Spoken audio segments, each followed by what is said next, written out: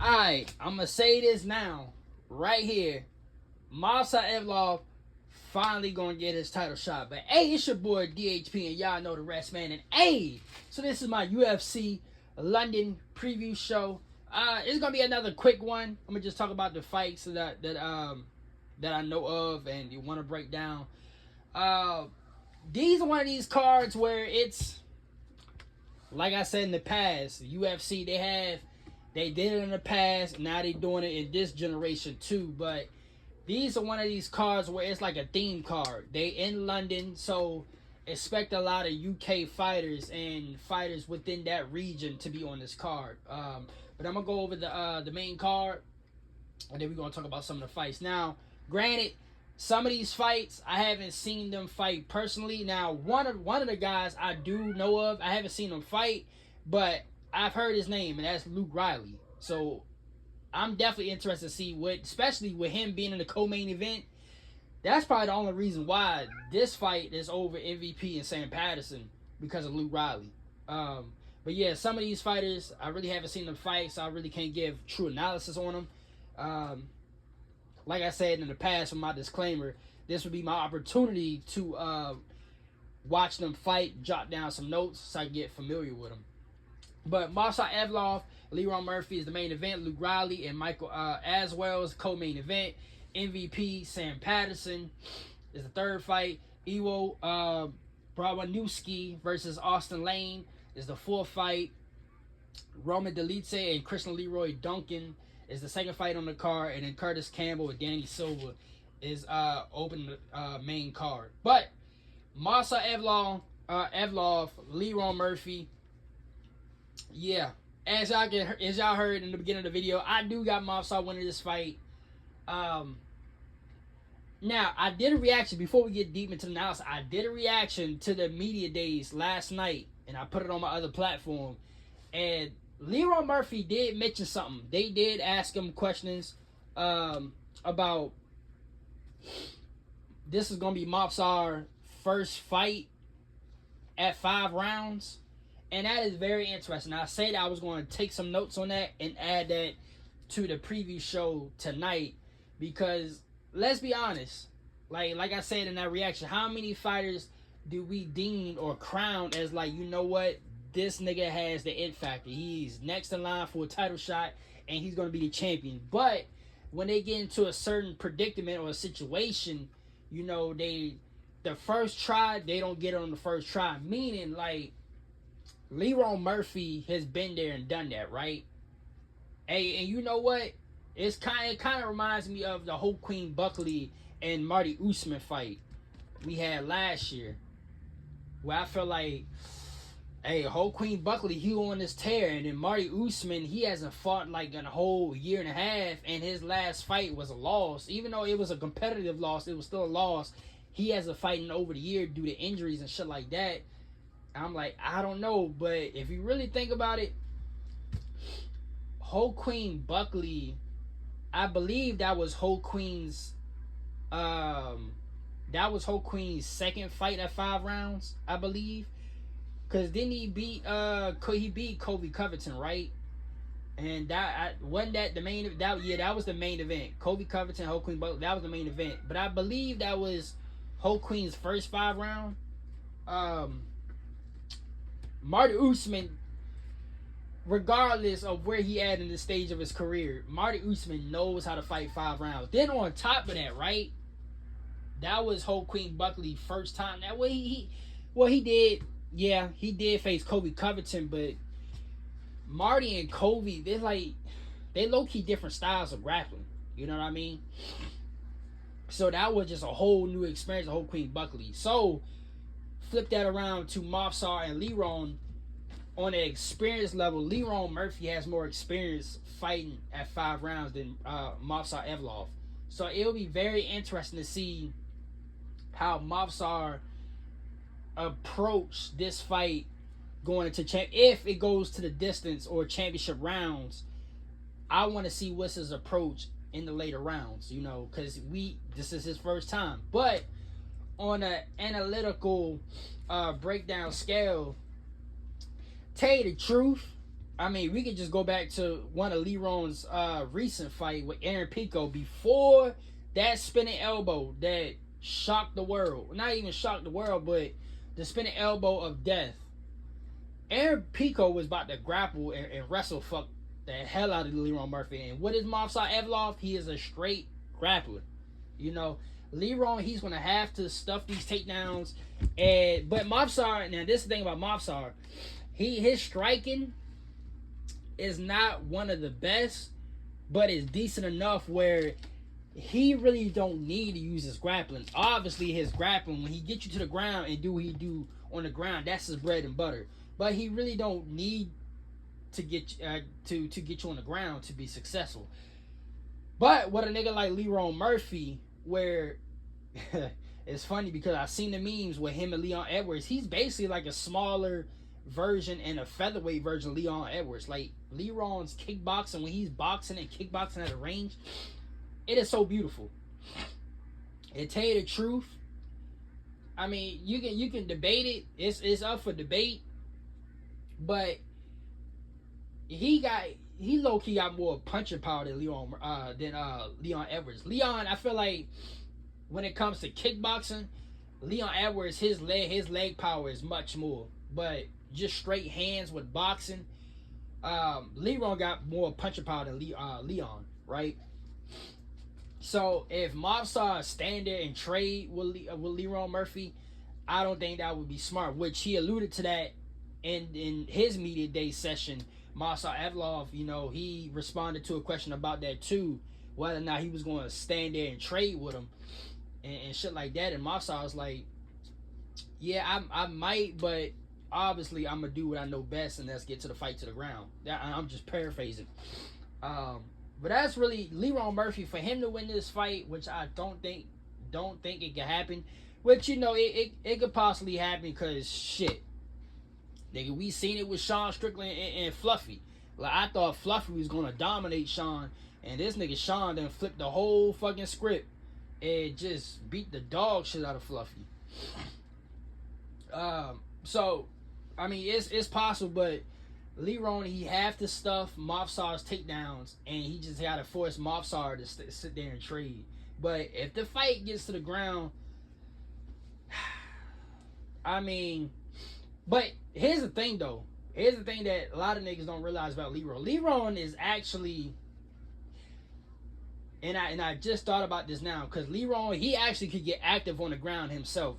I would not be surprised if somehow, some way, Lerone Murphy actually initiate the grappling, and he controls Movsar Evloev just because he might be a little bit more stronger than him. You know what I mean? Because we seen it before. Shit, the more notorious one is John Jones in DC. Like, niggas thought like the only way DC was gonna beat John was just to do what he do. But funny thing was, John was the one that out wrestled DC. But me knowing, you know, what I know about John, especially if you wasn't a hater of John Jones and you knew like what John Jones can do, you knew that was a 50% possibility because John Jones was a wrestler himself. But he just a striker by trade because he done gained like a lot. He's just a natural born MMA talent. But Lerone, if the fight needs to go to the ground, he's very capable of taking the fight to the ground and doing his own damage. But Movsar, it could get a little tricky because Movsar, his transitions and the way he scrambled, we seen it with the fight against Aljo. Movsar, he can flip your transitions and, you know, reverse positions, and he can get you. See, like, if you try to get his back, he is so slippery and fast, he can end up, you know, getting your back or even getting you in a position where you roll over and now he's in the side control. You know what I mean? So, this fight, I wouldn't say it's a 50-50 fight. It's more like, I'm going to say 60-40. I'm going to give it 60-40 Movsar Evloev, which it ain't much. I'm interested to see how the odds is for this fight, because it can, I see ways. I see more ways Movsar can win the fight, but Lerone Murphy, he's no slouch. There's a reason why these niggas is undefeated. As I said in the video prior, these two niggas is undefeated. So there's a reason why they undefeated. But yeah, Movsar, I believe his grappling is gonna overwhelm Lerone Murphy. Unless Lerone, like I said, Lerone makes some adjustments on just keeping Movsar at bay and just forcing him to trade. We gonna see, because I was on one with, you know, Sean Strickland and Fluffy, but we gonna see this time. I do think Movsar grappling will overwhelm Lerone Murphy, and therefore Movsar Evloev, and I mean, I wouldn't even say should be able. He needs to be, regardless. If Lerone Murphy do end up beating Movsar, that's cool, whatever. But me picking Movsar Evloev to win, I'm gonna say in Movsar Evloev perspective, Movsar needs to fight for the title. Because not only did he win this fight, but he's still the #1 ranked fighter. So I've been stressing that whole notion and narrative this whole fucking week. Like, go back to the videos I made this whole week with these two. Movsar needs to be the next guy to face Volk. Now we gonna see what happens with the official announcement, if it's true about Gene Silva and Volk. But I got Movsar winning this fight. If there's a finish to this fight, it's gonna be Lerone Murphy knocking Movsar out. I think if Movsar was to win this fight, it's definitely gonna be by decision. Because I think he's gonna just grind. He's gonna grind and just duel out Lerone Murphy to a decision.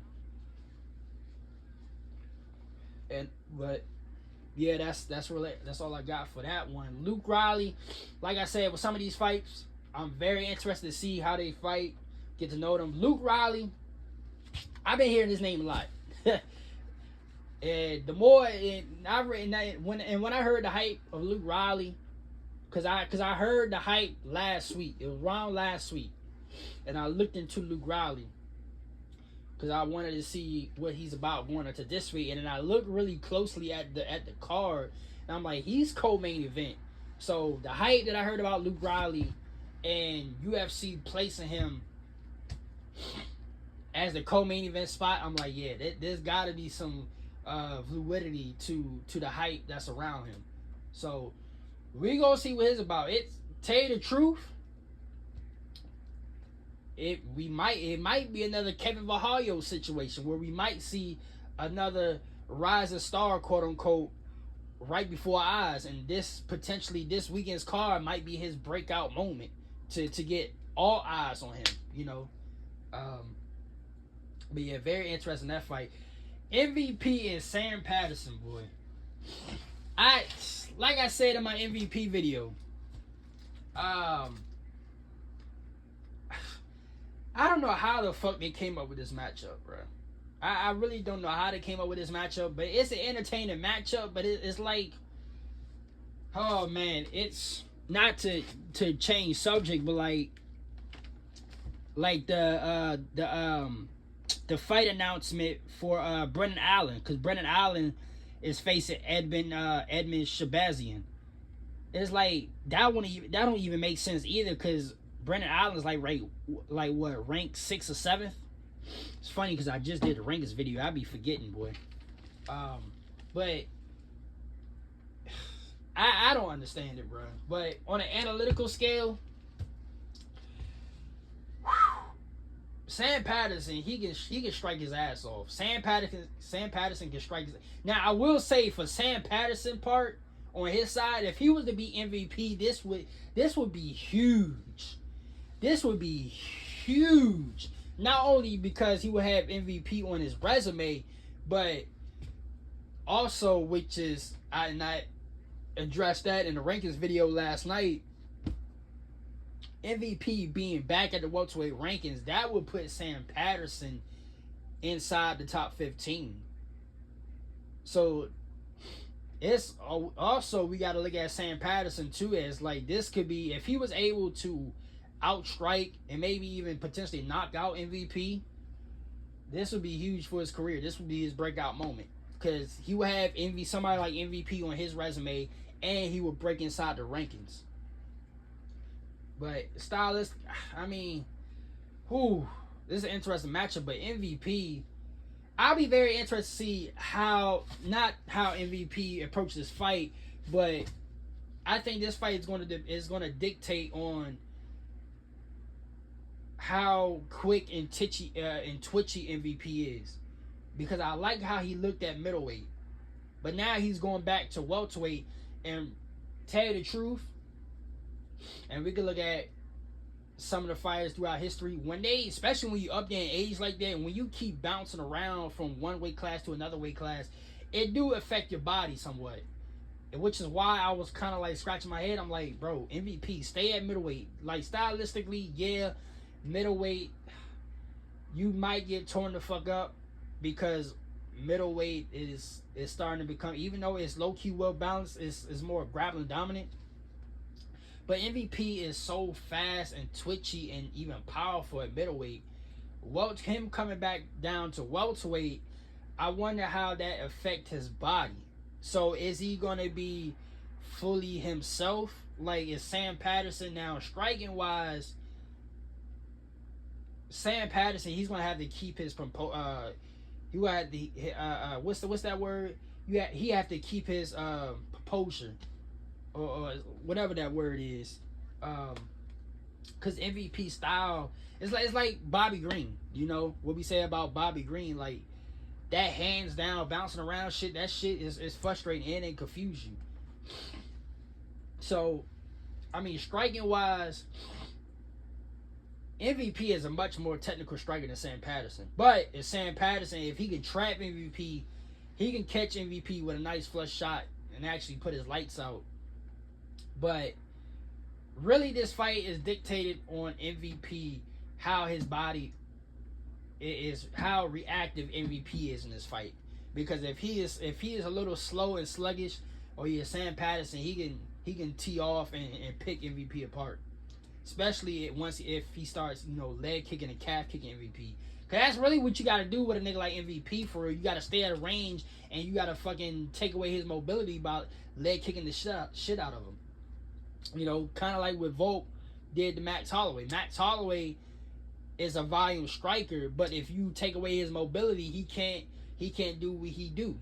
And that's volume strike. So, yeah, this fight, I'm taking MVP to win, but I'm not fully confident in it because I just want to know how his body is going to hold up going back and forth between middleweight and welterweight. Then we got Roma Delise and Christian Leroy Duncan. Roma Delise, he needs a big bounce back. He needs what was his I think this is his first fight back since let me check. This has to be his first fight back since that fluffy beatdown. Yeah. So this is his first fight since the fluffy beatdown. That was just brutal. Yeah, Roman, he needs a bounce back fight in the worst way. But Christian Leroy Duncan, CLD, I ain't gonna lie to you, just because CLD, to me, he's one of those guys where it's like you see it, but he got to put all the pieces.